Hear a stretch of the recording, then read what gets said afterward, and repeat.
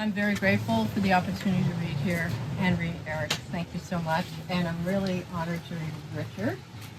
And it's been a while since I gave regular readings, so I thought I'd go through the books that I have and read, from across.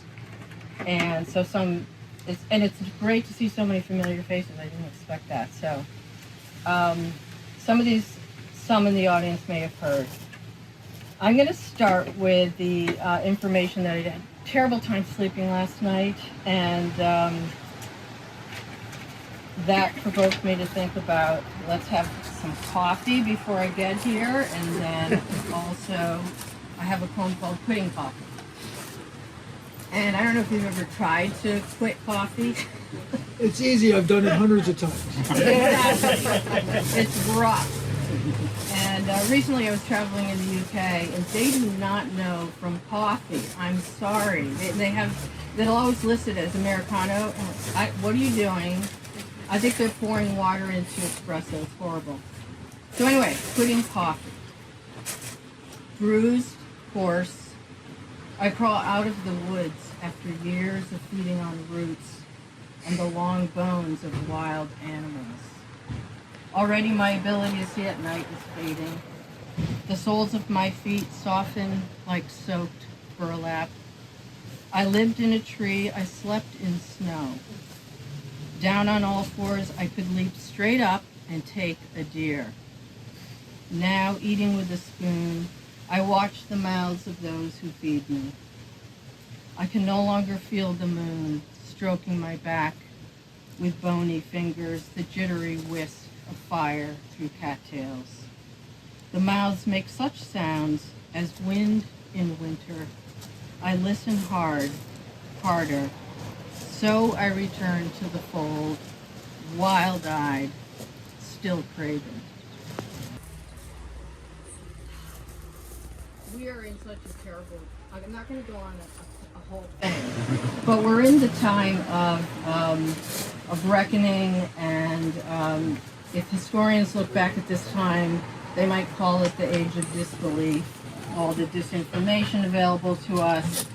And in fact, I have the book, believe it or not, and based, of course, on the idea of Ripley's Believe It or Not, but it also has a quote at the beginning from Herodotus, who, as you may know, lived about 2,500 years ago, and he's considered the father of history.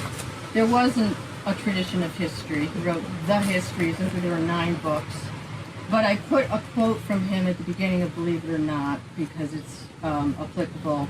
My business is to record all that people say, but I am no means bound to believe it. So this was in the day when you would just hear these tales from people who had traveled, and they would come back and, kind of like today, virtually say anything, and people would write it down, and oh yeah, that's what it's like over there, and this thing and that thing. So Herodotus gets a shout out, and this relates to the first poem in the book, which early days, before the internet was rocking and rolling, Twitter and so on, there was News of the Weird, which some may remember. It was a newsletter that went around with the greatest hits for the strange stories. And this one is a particular favorite. According to a 1993 press release from the Butterball Company, a woman called the emergency hotline on Thanksgiving Day to report that her pet Chihuahua had jumped into the cavity of the family turkey and was stuck. And it's good to know, first of all, that they do have an emergency hotline. That's the first thing to write down. So this is stuck. He is of the desert, a tumbleweed tuft, scrapped from some great cactus, combing its hair in the wind. His 2 bright eyes recall the fervor of pilgrims crossing parched earth, his acute lament like the shriek of cicadas under one afternoon of sex. Who dares point the finger? The wisest among us has fled the safety of hard ground. After we are swallowed whole, we ask, how shall I hide my nakedness? How shall I surface? When we look up, all we see is the Temple of the Ribs, that holy cave. This is the tender trap, the place where the heart lived.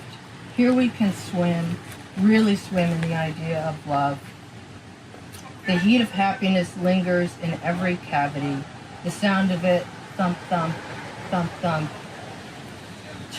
keeps time with the breaking waves, with the schools of fish, like schools of hearts, drifting through the sea, drifting through the nets. Now comes the huge hand of destiny, squirming through the opening like a giant squid. This is it. Just when we think we're stuck, we're caught. Also in this book, many years ago, I went with some friends to Prague and Budapest. And we had a friend that lived in just outside the city. It was a great trip. And he said to us, why don't you come out to the village, just take such and such train, and when you get on, and you'll know it's time to get off when you see on the platform what looks like also God. So it didn't mean that, it probably meant Low Valley or something. But we went out to see Victor. And so this is Evening in the Village of Also God. Across train tracks on a white backdrop, a sign for your town, Also God. A dog runs up and begs a scratch. Cherry trees in bloom, loose a fluttering fruit perfume. You tell how deer sometimes steal to your back fence, how bees buzz with such zeal you can't sleep, how every birthday you roast a pig, invite the whole village, twigs from the trees, sacrifice to the fire, when late at night it threatens to go out. Then and there I know the shaky feel of spring, when buds open under a full moon and bees navigate by unnatural light. Host, I hope you will forgive if tonight I dream I am the white-hot pit, the slaughtered pig. Read from the first book, kind of the precursor. So I have a book that I'll read from in a second, Mauled Illusionist, but sometimes I think we all have this experience. You're writing along and suddenly you write something that is completely out of character for yourself, and you maybe want to reject it, but it turns out that's the next path you might be going down. So this poem could have been living with the Believe It or Not poems, but it appeared in the first book. On July 30, 1985, a pair of Siberian tigers attacked. I know these are very disturbing topics. I want to apologize. A pair of Siberian tigers attacked and killed their zookeeper, Robin Silverman, as she cleaned their cage at the Bronx Zoo's Wild Asia exhibit. A volunteer who accompanied her, and for whom it was the first day on the job, escaped by scaling the 11-foot fence, probably in one jump. Zoo officials stated that Silverman, considered very competent, had violated the cardinal rule of animal care by entering the cage without knowing where the tigers were. Correction. Officials said today Silverman's chores had not included cleaning the cage that day. A letter to Robin Silverman.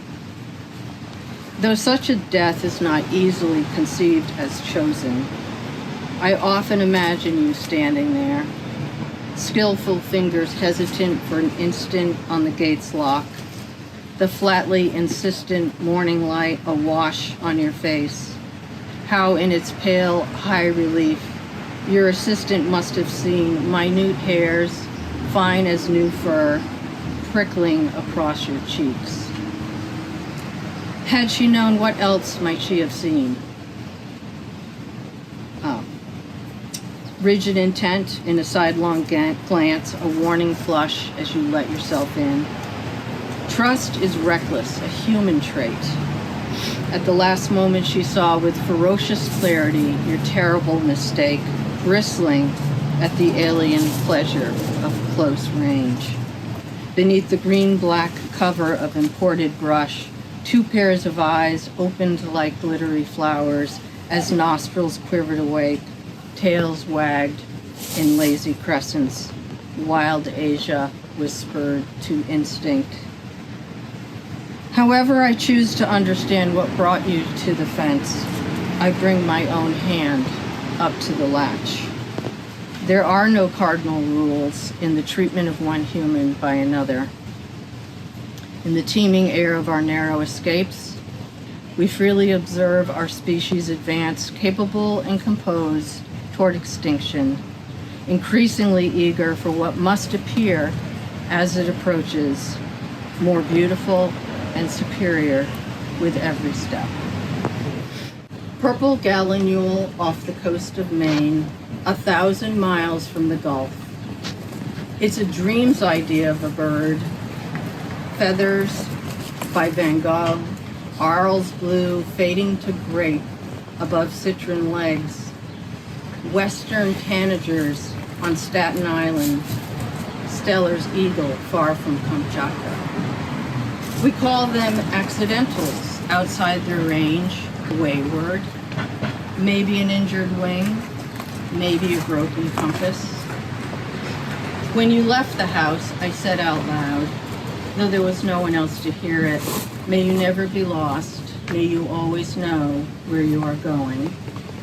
But if sometime you find yourself off course, the curve of your trajectory bringing you down a foreign land, glide in like the Aeolian gift you are, stunning, original, native. Touch down wearing your ruby crown, one continent bestowing another. Find your way home. Find your way out of the hurricane. Everyone knows what to do, right? So I thought, well, a lot of times in life, there's more than just actual riptides. There are things that take us over, better or worse, and we have to get out of them. Riptide. Just because our ears couldn't hear it does not mean our higher frequencies didn't smash together. Legs knocked out from under, taste of salt, mouth to mouth, learning to pull what we needed from water, wearing our new fins and flukes. Larger we were, yes, larger than any living creature. They say you shouldn't fight it. For any chance to survive, you agree to be taken far from all that is solid, until one day, at the point of drowning, you find a parallel way to return, not to where you had been, but to where you will learn to breathe air again. Thank you.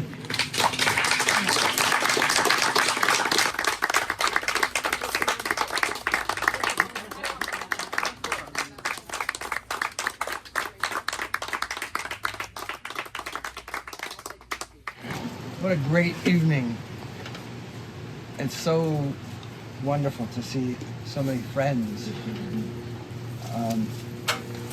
My teachers always began their readings with a poem by someone else, and it's a tradition I like to follow. And I came across this poem in an English magazine, PN Review, in March-April issue. I think it comes out of Manchester. It's a little poem called Ordinary Rain by Wayne Hill. There's a total solar eclipse here every day. We call it night because we have small names for ordinary things. My God, what we could call the rain.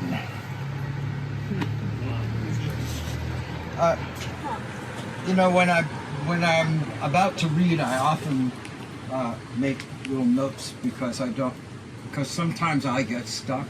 I don't know if it happens to you, other poets, performers, etc. But there's that hum and a moment, you know, and I try to avoid those. So I take little notes, and I started taking a little note about what I think I'm up to tonight. And what I think I'm up to in my work, because I've been working hard to put a selected poems together for a year down the road. And so I get to had a different vantage on what the hell I've been doing for 50 years. And so I started to write a little statement, and I think it turned into something like a poem, and it goes like this: I think in language. I think with language. I think about language. I don't want to use language. I don't want to use language to conjure what is not language. I don't want to fool you. I don't want you unaware of the language. I don't want you to get carried away. I want you to love the words the way I do, that comprise the thoughts that they prompt. Otherwise, we are taken in, persuaded of unreality, betrayed. That turned out to be a political poem, didn't it? So, anyway, so I am going to read 3 poems from this book, which is about a year old now, People Once Real. Jennifer, there's a seat down here. Thank you. Okay. I prefer to stand. All right. And then I want to read new work, just because I like to do that. So, People Once Real is divided into 3 sections. The first is called Mundus, or world. And the second is called Infans, or the child. And the third is a long sequence called Mundus et Infans. So I'm going to read 1 poem from each of the 3 sections. The first one follows upon that theme that I just introduced. It's called Vaccine. What is the word for the way the starling's sheen and the carapace of the Japanese beetle seem alike? And if I find it, will the dying stop? Words don't come easily to me. I used to think they were afraid of me. They hid in my chest, in my belly. Will the right ones make the dying stop? What word is there for the way some words unsaid erase you? For our hope not to hurt again. For what to say to make the dying stop? Section of the book, Infants. Sometimes the child is me, other times it's composite child, sometimes it's one of my children or grandchildren, and often in a number of poems it's about my brother Bobby, who I grew up with. We were a year apart. People thought we were twins. We did everything together, and I lost him very early on to muscular dystrophy. And so this is called Late Elegy. Too young to know better, my brother and I ate flowers. Pink rose petals. Their veins, I think, convinced us we could. The thin capillaries in the flesh of roses heavy on our family's wicker trellis were hanging over the neighbor's rickety fence. We smuggled salt from the kitchen, sat in the grass, feasted, laughed. The part of me that might have remembered what we said was not yet alive. I only know we wanted so much to be good, we must have believed we weren't. 1 petal at a time, a little salt. My brother and I ate flowers. Now, as Jean said, you know, things keep going. Because you ended a book, you know, doesn't mean that you've exhausted that vein. And my brother appears in some of the new poems as well. But this is the first section of a 14-section sequence called Mundus et Infans. And it begins with an epigraph from Blake.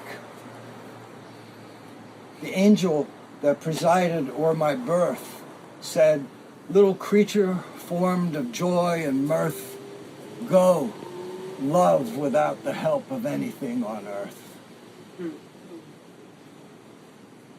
After the war, waves went on rolling across leagues of water. Clouds hit high-pressure zones and piled up into new beauties. A woman who lived alone cracked an egg on the rim of a pan. A zygote, many zygotes became attached precariously to nourishing uterine walls. A petulant dictator on the rise professed his admiration for a spurious book deemed holy to those he planned to kill. In regions newly designated countries by people in countries elsewhere, resentments seethed. A dozen academic papers sifted evidence for calling a set of symptoms a new disease. In the meantime, and long before I knew myself at all, my life had begun among ghosts who begged to be mourned or demanded answers, especially the ones who didn't know they had been murdered. Wrong name, wrong faith, wrong country. I lay there, a little red fist, and wailed, but no one saw that they surrounded me, asking for pity or vengeance, or begging forgiveness for crimes against me, maledictions like unexploded ordnance in the neighborhood. People once real, who'd loved their lives and one another, who might not have meant to harm but only warn me. In what first tongue did I compose those poems that calmed them, that bid them be silent so I could sleep? I need that language now. They have returned. They circle, insistent, whispering, same war, same war, same war. Little brother, I have forgotten our secret, but I remember your cupped hand and steamy breath in my ear.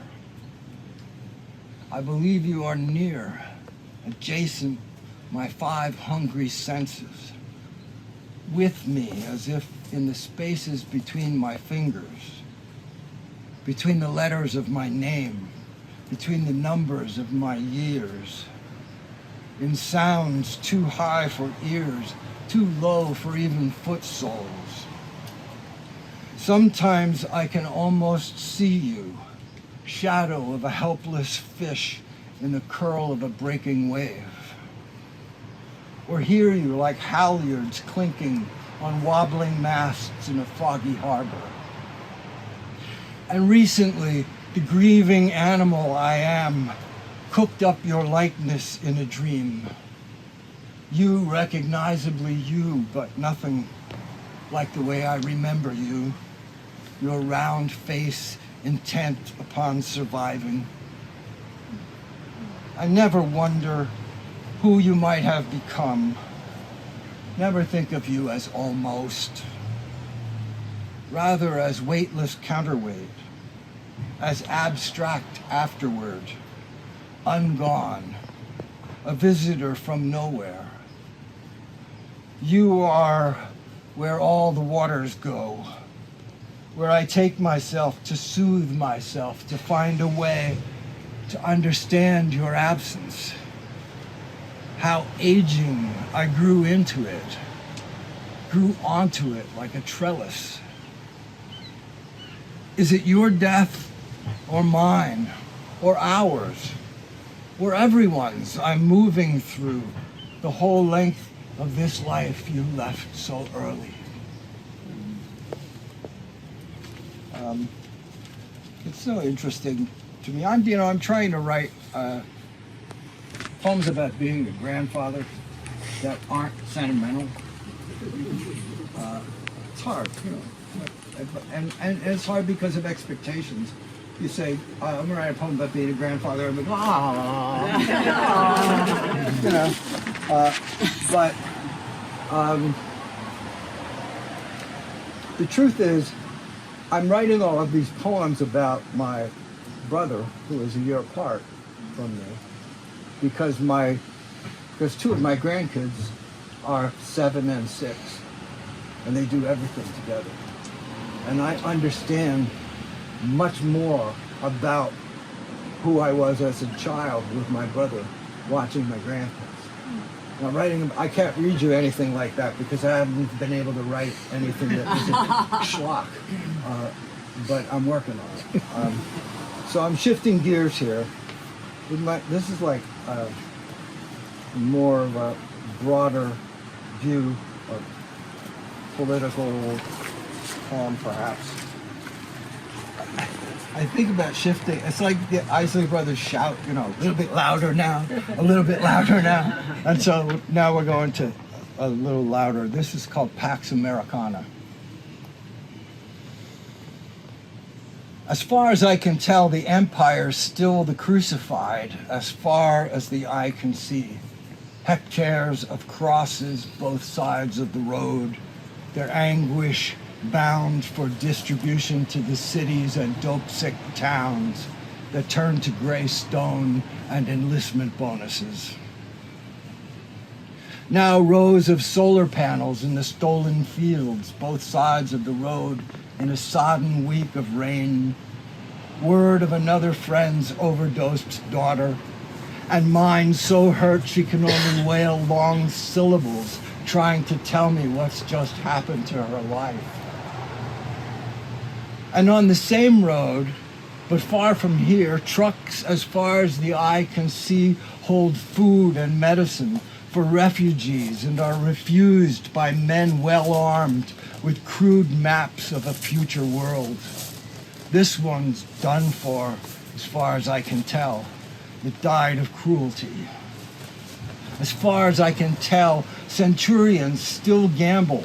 Who, in which field, which row, accused of God knows what, will be first to succumb, and the women will be forced to carry the war to term again and be responsible for cleaning it all up afterward. Everything's like looking through a dirty window. No let up in sight, the rain not washing anything. Soldiers turn children to meat and bloody rags, take off their helmets and thumbs up snap a selfie that ends up in a magazine about investments. On both sides of the road, there are walls going up that at home in the empire most are grateful for, since what is done with our tribute hurts to hear. High tension lines from the fields of crosses hum, and echoing hammers ring, building God knows what.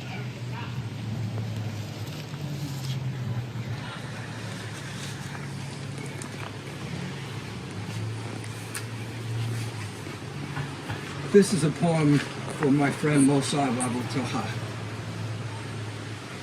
It's called Gaza Aftermath, which is an odd thing to say about Gaza Aftermath. But it was written to him in 2021, in the aftermath of that assault on Gaza, which, among other things, gives the lie to the idea that the assault on Gaza was retribution for a single attack on October 7th, and not a repeated thing that's been going on since 2005.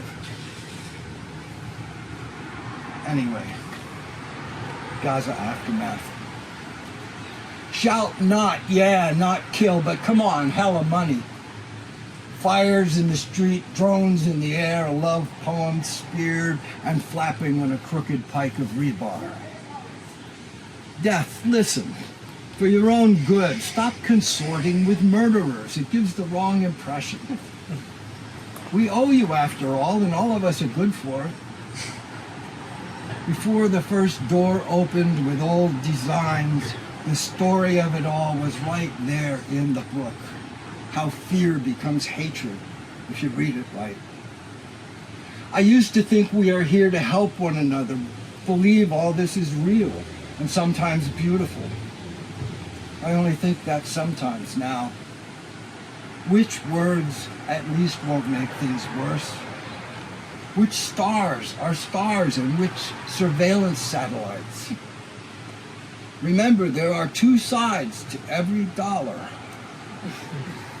An elegy claws its way up grief's hoarse throat, a dirge that could fracture your rib cage, calling to a world where such singing might make peace. In the rubble, a child's remains are unearthed right there, dead center in our future. And a photo goes viral as in vain we mumble ancient poems. The weight of dread is no lighter when shared. Barbed wire rusts, but razor wire just gleams. You could change a map. Calendar is different. The suddenness flowers have startled the air with their fire and ether.